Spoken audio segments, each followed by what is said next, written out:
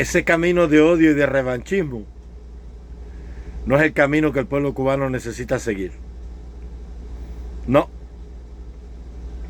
eso no conduce a ningún lugar.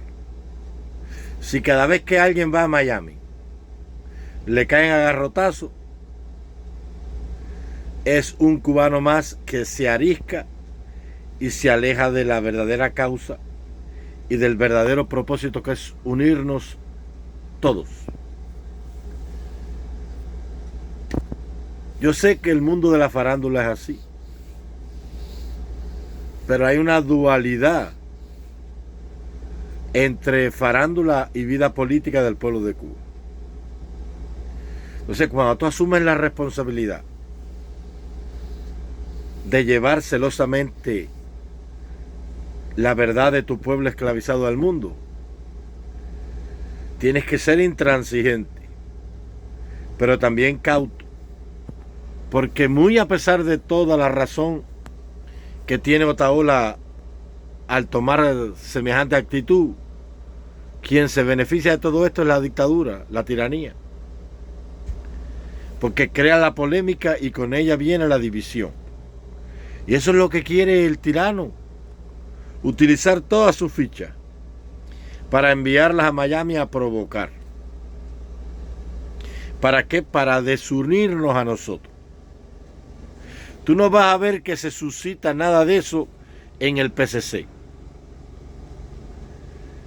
A Cuba han llegado opositores y se han reunido con las autoridades cubanas. Y tú no vas a ver en los medios de Cuba la polémica desatada en Miami con ese tema. ¿Por qué? Porque a la tiranía no le conviene revolver la caca. Ellos saben que los trapos sucios los tienen que lavar dentro. Y a Jaila la crucifican porque le dijo a Fidel gracias por existir. Y a Pedro Calvo porque estuvo en el Escambray. Y al general del Pino, ¿por qué no le caen a tomatazo? ¿Y por qué no le caen a tomatazo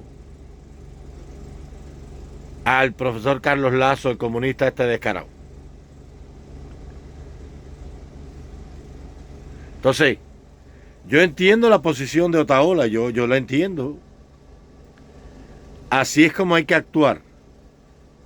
Así deben de actuar los cubanos de vergüenza, los hombres de decoro. Pero, ¿cómo yo reconcilio eso con esto? Ahí está lo que el maestro dijo sobre ese tema. Dice, han hecho bien en quitar el banderol de la acera, porque si allí está esa bandera, allí yo no puedo entrar. O sea, hay baile, vamos a ver la bailarina española. Pero había un pabellón que tenía la bandera de España y Martí no podía entrar allí. Porque la gente iba a decir, mira, el hombre que tanto critica a la monarquía se cobija bajo su pendón. Pero por otro lado dijo, para Aragón en España tengo yo en mi corazón un lugar siempre Aragón, siempre fiel sin saña. El mismo hombre que escribió enemigos en la guerra, amigos en la paz. El mismo hombre que recomendó quitarle a la Bañavesa, al himno de Bayamo, la última estrofa que decía odio al fiero guerrero íbero. O sea, que se ensañaba y decía el himno, porque el himno se le quitaron dos estrofas.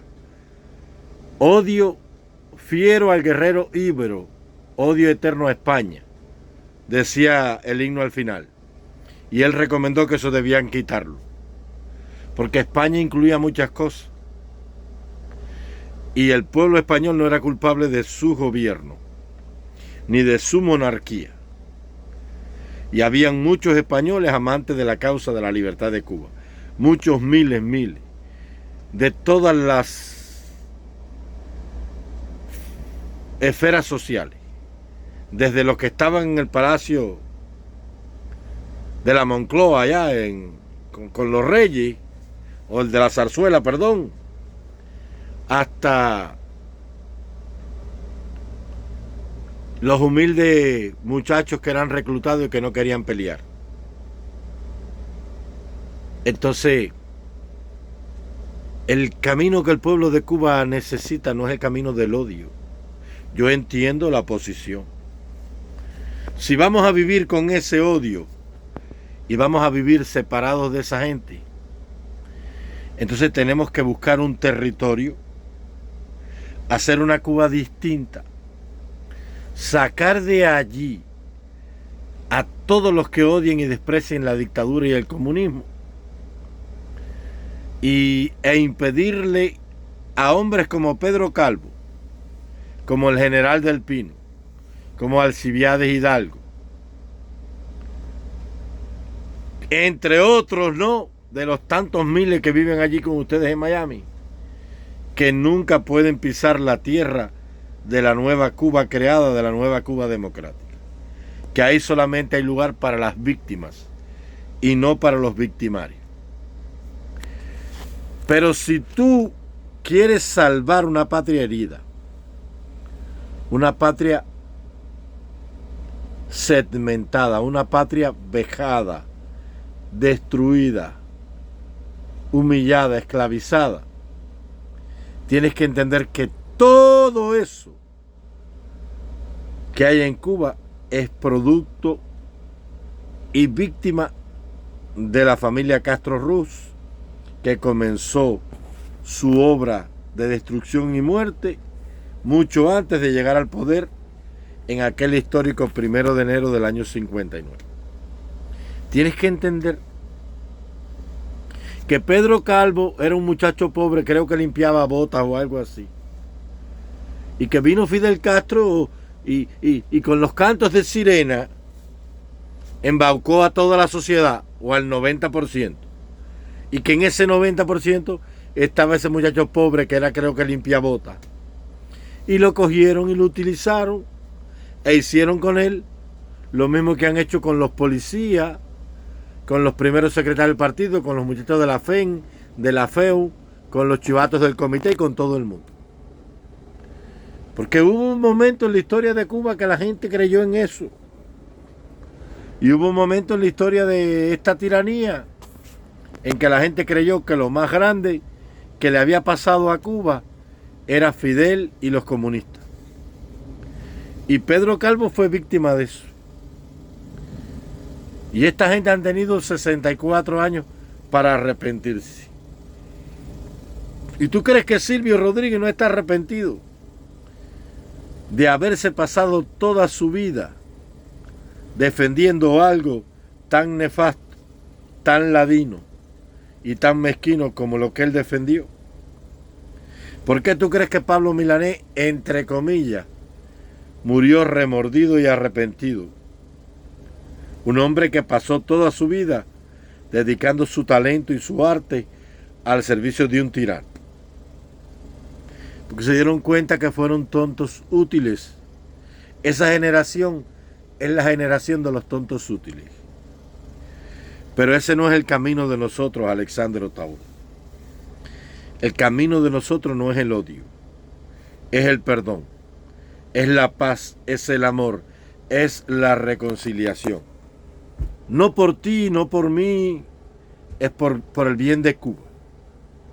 Porque a la historia de Cuba hay que ponerle punto final.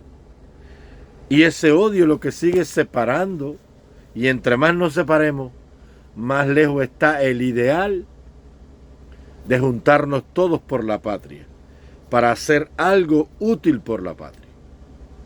Yo entiendo tu posición y yo habría hecho lo mismo. Eso es lo correcto, pero no es lo sensato ni lo políticamente razonable. Porque la política es el arte de negociar con el adversario sabiendo que tú lo desprecias, pero que te tienes que sentar en paz a conversar con él. y tú aspiras a la alcaldía de allá de Miami y tienes que aprender a ser tolerante. Y aunque no seas perdonador, tienes que ser tolerante. Porque tu vida, tu sueño, tu patria, te lo exigen.